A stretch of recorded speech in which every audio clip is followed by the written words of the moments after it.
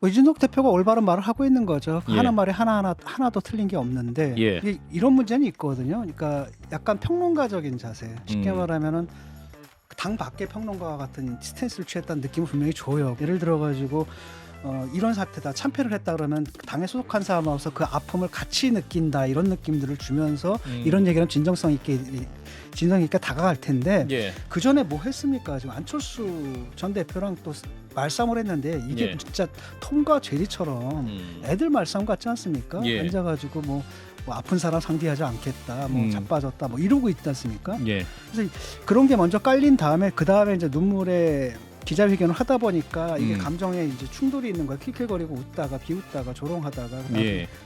우는 모습을 하니까 이게 잘 국민들의 입장에서는 이게 좀 잘 어울리지 않는다는 느낌을 좀 받는 부분이 분명히 있거든요. 예. 그래서 이준석 대표가 원래 그 당에 적합한 대표였다고 생각하거든요. 근데 상당히 불법적인 방법으로 내쳐졌는데 예. 그렇다면 아직도 자신이 적법한 대표라는 인식을 갖고 당 대표로서 좀 처신을 좀 했으면 좋겠어요. 예, 한판 브리핑 김수민 평론가와 함께하겠습니다. 어서 오십시오. 네, 반갑습니다. 자, 국민의힘이 당직 개편을 하면서 이른바 김기현 2기 지도부가 시작이 됐는데 당내에서도 지금 부정적 반응이 나오고 있고, 일단 대통령은 당정 관계에 대한 주문이 있었군요. 네, 윤 대통령 어제 용산 분수공원에서 주재한 수석 비서관 회의에서 국민과 현장, 당정과 소통을 더 강화하라고 참모진에게 지시했습니다. 대통령실 관계자는 당 인사에 관련해 대통령실에서 말하는 것은 적절치 않다는 입장을 아울러 밝혔고요. 어제 이준석 전 대표의 기자회견에 대해서도 특별한 언급은 없었다라고 알려졌습니다. 예. 이 가운데 김기현 대표 지도부에 대해서 국민의힘 당 내에서도 부정적 반응이 나오고 있습니다. 몇몇 국민의힘 의원들은 언론에 영남당을 벗어나지 못하는 행태, 쓴소리할 것 같은 인물은 배제한 것 같다는 평가를 내놨고요. 국민의힘 홈페이지 당원 게시판에도 사무총장 임명 철회해야 된다, 신임 여의도 연구원장은 수해 복구 현장에서 막말한 의원이라고 비판하는 글이 다수 올라오고 있습니다. 예, 한편 어제 눈물의 기자회견을 했던 이준석 전 대표 오늘도 발언을 이어갔는데, 또한 이준석 전 대표의 눈물의 기자회견에 대한 평가도 계속 나오고 있군요. 네, 이준석 전 대표는 SBS 라디오 김태현의 정치쇼에 출연해 이번 주부터 20%대 대통령 지지율 나오는 조사들이 많을 것이고 2주 뒤에는 김기현 국민의힘 대표가 못 버틸 것이다 라고 전망을 했습니다. 공교롭게 한 여론조사 결과가 나왔는데요. 뉴스토마토 의뢰로 미디어토마토가 지난 14일부터 15일 전국 성인 유권자 1,013명을 대상으로 실시한 조사 결과입니다. 예. 윤석열 대통령의 국정 운영 긍정평가는 29.2%, 부정평가는 65.8%가 나왔습니다. 예. 자세한 사항은 중앙선거 여론조사심의위원회 홈페이지를 참조하시면 되겠습니다. 이 전 대표의 발언에 대해서, 행보에 대해서 몇 가지 반응들이 나왔는데요. 국민의힘의 유상범 의원은 같은 프로에 그 앞 시간대 출연을 해서 예. 회견 직전에 이 대표가 웃는 모습을 보였다는 기사 내용을 봤다라고 하면서 그 진정성을 의심하는 그런 발언을 했습니다.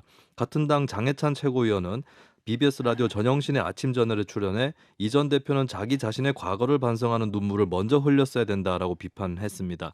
유승민 전 국민의힘 의원은 CBS 라디오 김현정의 뉴스쇼 인터뷰에서 최근 정면 충돌하고 있는 이준석 전 대표와 안철수 의원 모두에게 그만하라라고 메시지를 전했습니다. 초상집에서 상조들끼리 싸우면 어떡하냐, 톰과 제리도 아니고 개와 원숭이인지도 모르겠다라고 비판했습니다. 견원지간이냐. 자, 오늘 또 이준석 전 대표, 유승민 의원은 그 신당 창당설에 대한 입장도 앞서 말씀하신 그 라디오 프로그램에서 입장을 밝혔는데, 일단 또 윤석열 대통령 중심의 신당 창당설도 나오고 있네요. 네, 일단 이준석 전 대표는 신당 창당설을 부인했습니다. 예. 어제 기자회견이 신당 창당을 위한 밑작업 아니냐 의구심에 대해서 1년 반 동안 당한 게 부족한가라고 반문을 했는데요. 예. 그러니까 신당을 창당할 거라면 굳이 밑작업이 필요한 게 아니다, 현재 신당 창당 의사가 없다, 이런 취지로 풀이가 됩니다. 유승민 전 의원의 경우는 12월까지는 당의 변화와 쇄신을 위해 제 목소리를 낼 것이라면서 창당설을 부인을 했는데요. 예. 다만 12월에 가면 큰 변화가 있을 것이다, 선택지는 열려 있다라고 하면서 당 쇄신이 되지 않으면 다른 길을 모색해 볼 수 있다라고 하는 그 여운을 남겼습니다. 한편 소위 윤석열 신당설도 흘러나오고 있는데요. 여권의 한 전문가는 문화일보에 과거 김영삼, 김대중, 노무현 전 대통령이 총선을 앞두고 신당 카드를 꺼냈다면서 여권에서 이들 사례를 연구하는 것으로 안다라고 밝혔습니다. 새 대통령이 신당으로 총선을 치른 것은 사실이었고요. 근데 다만 차이가 있다면 노무현 전 대통령은 기존 여당을 분당하고 새로운 세력을 결집을 시켰다면 김영삼, 김대중 전 대통령은 기존 여권의 새로운 세력을 더하고 당명을 변경했다는 차이, 뭐 비유하자면 노무현 전 대통령 쪽이 좀 재개발에 가깝고 김영삼, 김대중 전 대통령 재건축이나 리모델링에 가까운 그런 신당이었습니다. 예. 자 일단 김기현 지도부의 2기가 출범을 했습니다. 일단 국민의 내부에서 좀 평가가 좋지 않은데요. 진 교수님부터 평가를 주시면. 사실은 뭐 김기현 대표가 물러나야 할 상황 아니겠습니까? 지금 예. 비대위를 꾸려야 될 텐데 김기현 대표를 내치는 순간 그분을 억지로 대표로 만든 대통령한테 책임을 돌리는 또 대통령의 오류를 인정하는 꼴이 되다 보니까 그분이 예. 그냥 머물러야 되는 겁니다. 아하. 그렇다면 뭔가 달라져야 되는데 일단 대표가 PK이고 그다음에 사무총장도 원래는 박찬대 이분 친윤시키려고 하다가 들통나가지고 또다시 또 이만희 이분도 또다시 친윤 내치고 또 친윤을 세웠거든요. 예. 그러니까 사실상 실세들을 그냥 친윤으로 채워가지고 당연히 그냥 시즌 1이랑 시즌 2랑 박대출, 박찬대가 아니라 박대출 예. 그 시즌 1하고 시즌 2가 사실 본질적인 차이는 없게 된 거고요. 예. 사실은 가장 중요한 문제가 대통령이거든요. 지금 대통령에 대한 심판이었다고 보통 사람들이 생각하지 않습니까? 그리고 이 선거 자체가 대통령이 주도한 거고 대통령이 세운 사람으로 치른 선거고 그다음에 대통령 이름으로 치른 선거거든요. 거기서 예. 참패했으면 대통령이 지금 국정 운영 기조를 바꿔야 되고 그다음에 당정 관계를 정상화해야 되거든요. 자기 사당화할 게 아니라 예. 당에서 쓴소리도 좀 듣고 그런 걸 만들어야 되는데 그런 식의 개편은 사실 김기현 체제에서는 불가능하고 그렇기 때문에 저는 오래 가지 못할 거다. 근데 뭐 이준석 대표 말대로 2주를 못 갈 거다. 또는 뭐 하지만은 적어도 연말까지는 간다. 아마도 그 한계가 드러날 거라고 봐요. 여실히 드러날 거다.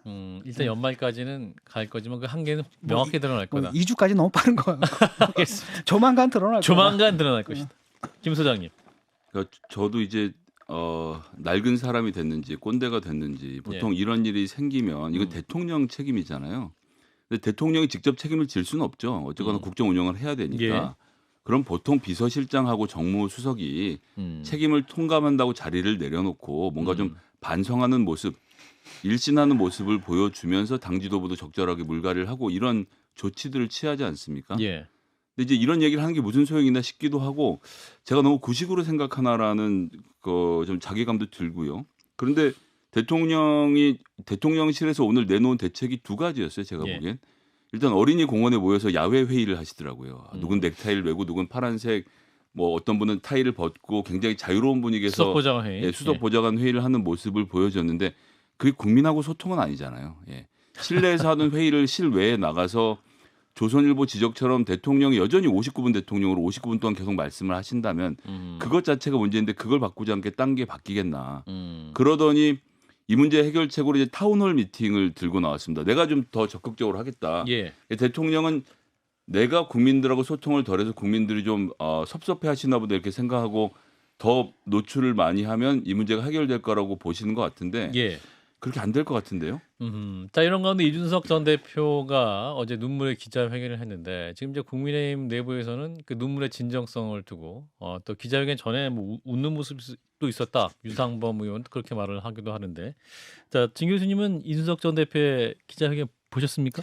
이준석 대표가 올바른 말을 하고 있는 거죠. 그 하나 말에 하나도 틀린 게 없는데 뭐 사실은 그 전에 웃었느니 이런 것들은 하나의 에피소드에 불과하고 이런 문제는 있거든요. 그러니까 약간 평론가적인 자세. 쉽게 말하면은 당 밖의 평론가와 같은 스탠스를 취했다는 느낌은 분명히 줘요. 그 당 지지자들한테. 예를 들어가지고 이런 사태다. 참패를 했다 그러면 당에 소속한 사람으로서 그 아픔을 같이 느낀다. 이런 느낌들을 주면서 이런 얘기는 진정성 있게 다가갈 텐데 그 전에 뭐 했습니까? 지금 안철수 전 대표랑 또 말싸움을 했는데 이게 진짜 톰과 제리처럼 애들 말싸움 같지 않습니까? 앉아가지고 뭐 아픈 사람 상대하지 않겠다, 뭐 자빠졌다, 뭐 이러고 있지 않습니까? 그래서 그런 게 먼저 깔린 다음에 그 다음에 이제 눈물의 기자회견을 하다 보니까 이게 감정에 이제 충돌이 있는 거야. 킬킬거리고 웃다가 비웃다가 조롱하다가 그다음에 우는 모습을 하니까 이게 잘 국민들의 입장에서는 이게 좀 잘 어울리지 않는다는 느낌을 좀 받는 부분이 분명히 있거든요. 그래서 이준석 대표가 원래 그 당의 적합한 대표였다고 생각하거든요. 그런데 상당히 불법적인 방법으로 내쳐졌는데 그렇다면 아직도 자신이 적법한 대표라는 인식을 갖고 당 대표로서 좀 처신을 좀 했으면 좋겠어요. 그 부분이 있었다면은 정말 더 바랄 나위 없는 기자회견이었는데 그 부분이 약간 흠집으로 남네요. 김 소장님은? 예, 이것도 또 역시 제가 나이 들었음을 인정하게 될 수밖에 없는데 이정석 씨의 사랑하기에라는 노래가 있거든요. 사랑하기에 떠나신다는 그 말 저 나는 노래를 잊을 수 없어. 하시면은 굉장히 학력고사 알고 세대임을 밝히는 계시는군요. 어쨌든 그래가지고 어쨌든 이제 그런 거죠. 저도 아는 노래입니다. 가요 톱10 시절에 어쨌든 사랑하기에 떠난다라는 입장을 이준석 대표가 보여줬다고 생각합니다. 그것이 출당이 됐든 탈당이 됐든 앞으로 어떻게 될지는 모르지만 지금 이런 대목에서 실제로 당이 이런 문제가 있다라고 절절하게 이야기를 했다고 생각해요. 그것이 뭐 일부의 연출이 들어갔을 수도 있고 뭐 웃었다 울었을 수도 있지만 어쨌든 저는 처음에 먼저 이 글로 이준석 대표의 주장을 쭉 봤는데 상당히 많은 부분에서 고개를 끄덕여졌거든요. 그러니까 뭐 우는 형식과 상관없이 지금 국민의힘 정치인 중에 그만큼이라도 대통령한테 말하는 사람이 있느냐라고 놓고 봤을 때는 그 이야기는 그 이야기도 좀 받아주면 안 될까. 근데 워낙 윤석열 대통령이 싫어하기 때문에 잘 안 되겠죠. 그래서 이제 탈당이냐 출당이냐 정도의 옵션이 남은 상태로 12월 향해서 가지 않을까. 저희 지난번 한판 승부 때 맞습니다. 100일 얘기를 했죠. 그러니까 이준석 대표가 저희 방송에 지난주 금요일 나와서 12월 말이 이제 데드라인이다고 얘기했고 오늘 또 유승민 전 대표도 오늘 김현정의 뉴스에 나와가지고 12월을 말을 했단 말이죠. 자, 김수민 평론가 왜 두 분이 12월을 말을 할까요? 그것은 어떻게 보면 이제 인간의 관념에 들어가 있는 일종의 주기라고 해야 될까요? 연말 연초라고 하는 연말? 시점이 뭔가가 매듭이 지어지고 새로 일어나는 새로운 그러면 결심을 이제 할 수 있는 뭐 시간이다. 자기 자신뿐만 아니라 타인들도 그런 시간이 이제 뭔가 결산을 하거나 새로 출발하는 시간에 해당할 수 있기 때문에 그 정도의 시점을 일단 연말 연초로 지목을 한 측면이 있지 않을까 싶고 그리고 아무래도 내년 총선이라고 하는 시점도 염두에 두었겠죠. 12월 말 정도면은 이제 늦더라도 만약에 뭐 신당 창당을 하든지 당의 대대적인 쇄신을 하든지 이런 시점들이 보통 연말 연초에 닥쳐오는 경우들이 많습니다. 비대위를 출범시키더라도 그때인 경우가 있고 뭐 분당을 하고 신당 창당할 때도 그때인 경우가 있는데 총선을 준비하기에 이제 최소한 필요한 시간, 유사시에 필요한 시간 이런 것들까지 감안했을 때 12월이 지목이 될 수밖에 없지 않은가 이렇게 봅니다. 김성애 소장님. 12월 마지막이 또 가지는 의미가 그 소위 말하는 김건희 여사 특검법 주가 조작 관련된 특검법이 60일의 냉각 기간을 거쳐서 무조건 본회의에 상정되는 게 12월 말이거든요. 그렇군요. 뭐 27일, 28일쯤으로 예상하는데 만약 이때 유승민 의원 등 이준석 걔가 19명의 현역 의원을 확보한다면 대통령의 거부권을 무력화시킬 수 있는 힘을 가지게 됩니다. 그런 점까지 포석을 놓고 협상을 진행하는 것이 아닌가. 그렇게 됐을 때 대통령이 거부권 행사하고 탈당해서 만들어진 그룹들이 민주당과 함께 어쨌거나 주가 조작 그냥 특검을 살펴보자. 탄핵도 아니고 이렇게 나가는 등 여러 가지 조치들이 앞으로 벌어지지 않을까. 진 교수님 짧게. 글쎄요. 그런 가능성 그분들이 과연 19명의 의원을 확보하고 있을까에 대해서 좀 매우 회의적이고 여기 희망 사항이 좀 담겨 있다고 보거든요. 왜냐하면 솔직히 말하면 대안 세력이 없잖아요. 국힘에서. 대안을 얘기했던 사람들은 다 내쳤고 그냥 내치는 그 정도가 아니라 그냥 아예 당 밖으로 완전히 쫓아내서 당 사람 아닌 것처럼 취급하고 있거든요. 대표적인 게 유승민하고 이준석이고 용기 있게 상황을 제대로 진단하고 그다음에 그것에 대안이 될 수 있는 세력도 이들이에요. 그러니까 이 사람들은 자기들이 하다가 안 되겠지. 안 되면 결국 혹시 우리를 또 다시 찾지 않을까라는 기대 같은 게 있는 거고 마지막 기대를 거기다 걸고 그게 만약에 12월까지 기다려서 안 된다라고 한다면 그다음에 우리 행보를 다시 한번 생각해 보겠다. 그 정도 얘기라고 봐요. 그렇군요. 자, 일단 얘기 여기까지 하고 잠시 후 또 조원진 대표를 만나서 말씀 나눠보겠습니다. 자, 그리고 의대 정원 확대가 또 새로운 이슈로 떠올랐습니다. 지금 이제 의료계 의사협회 반발이 예상되는 가운데 이제 대통령의 의지가 확고한 상황입니다. 구체적인 방안도 지금 준비되고 있는 것 같아요. 네, 채널A는 윤 대통령이 최근 의대 정원 확대 필요성을 강조해 왔다면서 의사 수 확대는 국민들의 오랜 염원이었다. 선거에 도움이 안 된다는 의견도 있지만 해야 할 일은 해야 한다라고 밝힌 것으로 파악됐다. 라고 보도를 했습니다. 동아일보는 정부가 의대 신설이 아니라 기존 소규모 의대 새 정원을 집중 배정하는 쪽으로 가닥을 잡았다는 보도도 했는데요. 그리고 공공의대 신설이나 병의원 부족 지역에 의무적으로 근무하게 하는 지역 의사제라든지 이런 부분은 또 정부 대책에 포함이 되지 않을 가능성이 크다라고 짚었습니다. 다만 의사과학자 양성을 위해서 카이스트, 포스텍 같은 이런 대학에 의학 전문 대학원을 신설하는 방안은 가능성이 열려 있다고 전망을 했습니다. 자, 이제 문제 문재인 정부 시절에 의대 정원 확대를 추진했다 보류했던 민주당 일단 반응을 보면 큰 틀에서는 긍정적인데 강론으로 들어가면 의견이 좀 다를 수 있을 것 같군요. 네, 민주당 김성주 정책위원회 수석 부의장은 기본적으로는 환영한다는 입장을 밝히면서도 예. 국감 대책회의를 통해서 한국의 의대 정원과 의사 수가 부족하다 뭐 이런 입장을 밝히는 동시에 예. 공공의대인 국립의료보건대학 설치, 지역의사제 도입 이런 것들이 같이 이루어져야 된다라고 하는 것을 강조했습니다. 예. 그러지 않는다면 수도권 쏠림이라든지 미용, 성형 의사만 늘리게 된다라고 하는 취지였고요. 그리고 한편 전남 지역의 민주당 국회의원들은 공동 기자회견을 갖고 현재 의대가 없는 전남권의 국립의대 신설을 정부에 촉구를 했습니다. 예. 전남 도의회 의원들도 상경 집회를 열 계획이고요. 목포시와 목포대학교도 강하게 요구를 하고 있는 상황입니다. 예. 자, 의대 정원 확대. 자, 굉장히 또 어려운 시국인데 어떤 의사협회, 의료계의 반발이 예상되는 가운데 갑자기 또 이렇게 의대 정원 확대가 던져진 이유 어떻게 봐야 될까요? 진 교수님부터. 그러니까 민주당에서도 추진하려고 했던 거고 국민의힘에서도 추진하려고 한다면 그 필요성 분명히 있다는 얘기죠. 예. 다만 그 기존 의료계에 이제 반발이 있을 테고 의사 수가 늘어나면 당연히 아무래도 그들에게 이제 불이익이 돌아갈 가능성이 크고 또 그에 따른 여러 가지 뭐 재정 문제라든지 이런 것 때문에 강론에서 차이는 있겠지만은 예. 뭐 정부가 오랜만에 자기 할 일을 한다고 생각을 합니다. 그 지지층으로부터 지지를 좀 잃는다 하더라도 예. 그들을 또 설득해내는 게 사실 리더십이거든요. 음. 그리고 그 결과로서 보여주는 거고. 예. 돌파해야 된다. 네, 돌파해야 된다고 봅니다. 네, 김 소장님은? 문재인 정부 때 400명 늘리려고 했던 걸로 기억을 하는데 그때 뭐 조선일보랑 나와서 뭐 지방자치단체장 시민단체가 의사 뽑는 거냐부터 시작해서 아주 뭐 발기발기 개혁안을 찢어갖고 통과를 못 시키고 넘어갔는데 이제 예. 갑자기 또 의사가 모자라다라는 레토릭을 조선일보가 풀고 있는 걸 보면서 예. 좀 언론이 바른 방향에서 이 문제를 짚어줬으면 좋겠다는 점 하나 지적을 하고요. 그러니까 대통령실이 정확히 무슨 그림을 그리고 있는지를 알려주시면 좋겠습니다. 그러니까 500명인지 1000명인지 예. 아니면 지방의대를 증원하자는 것인지 이제 공공의료 인력을 늘리자는 것인지 아니면 이런 게 결정이 안 된 건지 저는 매우 큰 결단이라고 생각하고요. 뭐 필요에 따라서 민주당과 같이 합의 볼 수 있는 문제라고 보고 여기 의료 수가의 조정까지 포함해서 현안으로 있는 의대 문제를 함께 마무리 짓는 모습을 한번 기대해 보겠습니다. 거기 그러니까 의사가 부족한 것도 있고 또 하나는 정말 부족한 게 사실은 지역 의사 아니겠습니까? 그렇죠. 그쪽에 네. 대해서 어떤 대안을 갖고 있는지를 좀 분명히 좀 밝혔으면 좋겠습니다. 예, 이제 관련 문제는 저희가 또 전문가를 모시고 금주 중에 또 한번 제대로 짚어보겠습니다.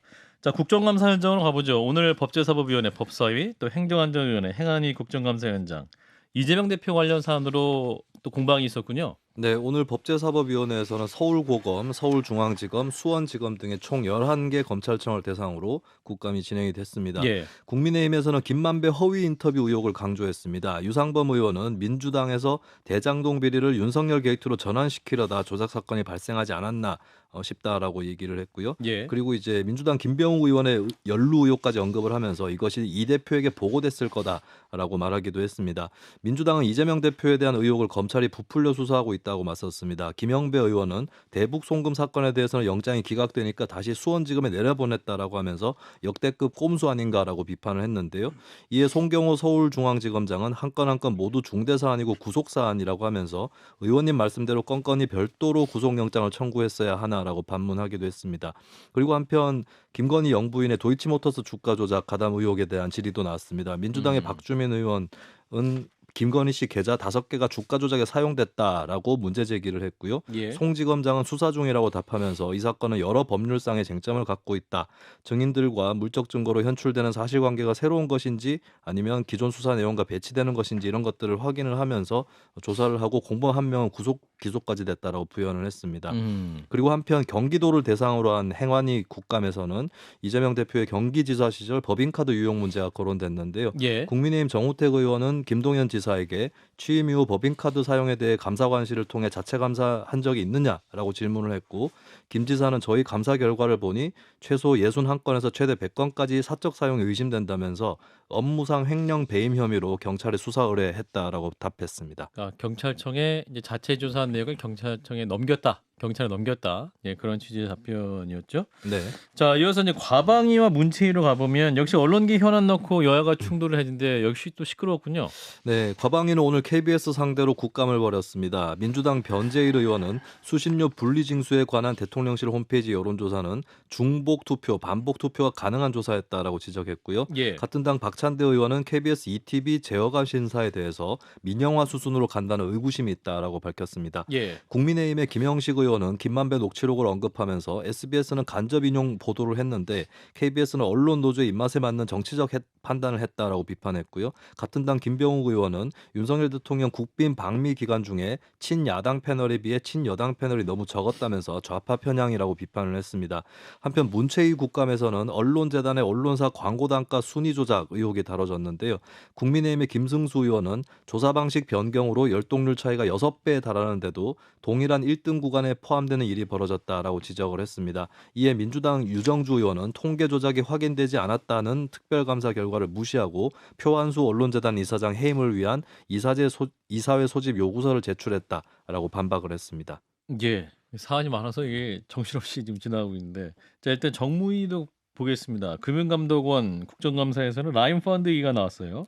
네, 이복현 금융감독원장이 라인펀드 특혜성 환매 의혹 재검사 발표와 관련을 해서 야당을 표적 조사한 거 아니냐라고 하는 의혹이 다뤄졌는데요. 이복현 원장은 발표할 때 다선 국회의원이 포함됐다라고 그 내용이 들어가 있었던 것에 대해서 여당이 됐든 야당이 됐든 아마 발표는 했을 것이다라고 답변을 했습니다. 예. 그리고 정치적 의도를 갖고 특정 야권 인사를 겨냥했다는 의혹에 대해선 실무진들이 형사처벌 위험을 감수해가면서 업무를 처리하지 않는다라고 말하기도 했습니다. 네. 자, 오늘 주요 국회 상임위의 국정감사 의제를 좀 봤는데요. 주의 깊게 보신 부분 어디에 있었을까요? 주의 진 깊게 교수님. 볼 건 딱 그겁니다. 국민은 없다라는 거예요. 국민은 없다. 예. 아, 당 대표하고요, 야당 대표 이재명 대표하고요, 야당 다선 의원만 있어요. 사법제도라는 게 수많은 국민들, 수백만 수천만 국민이 그 보호를 받기도 하고 그것에 대해서 심판을 받기도 하고 거기서 네. 얼마나 많은 의제들이 있습니까? 다 없잖아요. 딱 2개거든요. 그러니까 이 사법제도는 딱 2분을 위한 겁니다. 이재명 대표하고 다선 의원. 이게 뭐 말이 됩니까 지금 이게? 자, 김 소장님. 전 다른 부분은 사실 뭐 나중에 가서 고칠 수도 있고 뭐 바꿀 수도 있다고 생각하는데 언론의 자유는 이렇게 하면 안 되지 않나라는 걱정이 많이 됩니다. 과방위와 문체위 이야기. 예, 뉴스타파 인용 보도 관련돼서 쭉 징계하는 현황도 오늘 나오던데 보니까 대통령실에서 눈엣 가시로 여기는 듯한 KBS, MBC, JTBC 그다음에 뭐 신장식 씨의 뭐 MBC 라디오 방송 그다음 YTN 이동영 뭐 이런 프로그램들에서 중징계를 했는데 예. 같은 보도를 했던 MBN 채널 A TV 조선에 대해서는 경징계를 하거나 징계를 안 했더라고요. 야, 그럼 이거 뭐 진영에 따라서 징계 수준이 달라지는 건가라는 생각이 들 수밖에 없는데 예. 어느 정도껏 해야지 이런 식으로 내 편이 아니면 반드시 책임을 묻겠다라는 태도로 지금 대통령실 움직여도 되나 걱정이 많이 됩니다. 물론 대통령실 안 했다고 하겠죠. 예, 그러면 방송 심의위원회가 했다고 말을 해야지 징계를 안 받나요? 네. 무섭네요. 하여튼. 자, 일단 아까 진 작가님 말씀하신 건 법사위에서 이재명 대표 관련 그리고 라인펀드 관련 이제 다선 의원을 포함한 그 말씀하신 건 저희 방송에 한번 다뤘던 그 얘기를 말씀하셨던 거죠? 예. 예. 자, 아무튼 국정감사 이야기 또 진행되는 대로 좀 짚어보고요. 자, 또 하나 오늘 김 소장님의 오프닝도 말씀하셨는데, 자, 헌법재판소 소장으로 이종석 현 헌법재판관을 대통령이 지명할 것으로 알려졌습니다. 이제 관건은 국회 동의일 것 같군요. 네, 윤 대통령은 내일 18일 또는 모레 19일쯤에 현 유남석 헌재소장의 후임으로 이종석 재판관을 지명할 것으로 알려졌습니다. 이 재판관은 서울고법 수석 부장판사 수원지방법원장을 지냈고요. 2018년 10월 국민의힘 전신이죠. 자유한국당의 추천 복수로 재판관에 지명이 된 바 있습니다. 예. 윤 대통령의 서울대법대 79학번 동기로도 알려져 있습니다. 이 재판관은 재판관 지명 당시에 인사청문회를 거쳤고 국회 투표에서 당시에 238표 중에 201표의 찬성표를 얻었습니다. 또 자녀 재판관 임기인 내년 10월까지만 소장직을 수행한다라고 하는 게 유력한 관측인데요. 예. 대법원장 임명 동의안을 부결시켰던 민주당이 헌재소장 공석 상태는 만들지 않을 것이다라는 관측도 나오고 있고 인사청문회에서 새로운 변수가 돌출될지 이 부분도 관건으로 꼽히고 있습니다. 예. 자, 이종석 재판관 헌재소장 임명 가능성 어떻게 보십니까? 자, 진 교수님부터 짚어보시면. 민주당 마음이죠. 민주당에서 이미 이제 그 대법원장 그 부결을 시키지 않았습니까? 그렇기 때문에 한번 더 부결시키게 되면 사법 공백 상태가 굉장히 늘어나기 때문에 그렇죠. 그 부분에 대한 뭐 부담을 느낄 겁니다. 그러니까 아마 음. 갈등하겠죠. 이건 낙마시켜가지고 타격을 줄 것인가, 예. 아니면 뭐 우리가 부담을 떠안을 것인가, 뭐 등등 아마 고민하겠는데 어떻게 될지 모르겠습니다. 민주당 사람한테 물어보시죠. 자, 김성현 소장님이 어떤 의견이세요? 자, 이제 일단 제도적 자제에 대해서 이야기를 하지 않을 수 없는데 법으로 안정해졌더라도 제도적으로 관례로 규범으로 삼아왔던 것들을 지키는 기본이 필요한데 박근혜 정부 때 박한철 헌법재판관이 임기를 4년 남겨놓고 헌법재판소장 임명됐을 때 예. 내 임기와 소장 임기는 같이 간다고 딱 정하고 4년만 하고 물러났어요. 예. 그렇게 해서 확실히 그러니까 왜냐하면 소장의 임기와 관련돼서는 법적 규정이 없거든요. 하지만 누구나 그렇게 한다라고 생각하게 됐습니다. 왜냐하면 자녀 임기에서 소장으로 발탁돼서 임기가 늘어나게 되면 헌법재판관들이 대통령의 눈치를 보면서 헌법재판을 하게 되고 재판을 하고 눈치를 봐서 러브콜을 보내는 이런 상황들이 만들어지면 안 되니까 예. 독립권을 지켜줘야 되는 거 아닙니까? 그런데 이제 오늘 재미있었던 것은 조선일보랑 동아일보가 각각 다르게 보도를 하는데 동아일보는 어쨌든 규범이 그러하니 임기까지만 하면 끝이다. 그래서 지금 뭐 이종석 헌법재판관 같은 경우도 내년 10월까지 임기까지 한다라고 하는 것 같으면 문제가 안 될 거라고 저도 보는데 뭐 실질적인 청문회 내용을 저도 살펴봐야겠습니다만 문제는 이미 그걸 넘어서서 아니 어차피 연임 제한에 규정이 없는데 소장을 만들어 갖고 연임을 시키겠다라든지 아니면 지금 당장 사표를 받고 사임을 하고 다시 재임용을 해서 6년 동안 임기를 맞추겠다라든지 자꾸 대통령이 사법기관을 자기 마음대로 운영하는 듯한 인상을 주는 것은 하지 말아야 됩니다. 진 교수님 첨언하실 거 있으실까요? 특별히 없습니다. 예. 네. 자, 김수인 평론 어떻게 보세요? 민주당의 전략 이제 뭐 청문회 관련해서 뭐 어떤 추가 내용 나올 수 있겠습니다만 네. 현재로서는 가결적에도 유리하지 않겠느냐 이렇게 보는 시각도 있는 것 같아요. 네, 일단 뭐 임명 동의 여부보다는 임기 문제를 임기. 어떻게 가닥을 아하. 잡을 거냐가 더 크게 보여지고요. 그냥 남은 재판관 임기만큼만 소장 역할을 수행한다라고 전제가 되면 예. 민주당에서도 조금 더 긍정적으로 논란 평가할 없이. 부분이 있을 수 있다. 근데 아까도 말씀드렸지만 이제 인사청문회가 또 열리게 되는데 거기서 어떤 변수가 나오느냐 이게 최종 쟁점이 될 것으로 보입니다. 네, 여기까지 김수민 평론가였습니다. 고맙습니다. 감사합니다. 좋아요? 구독. 알림 설정.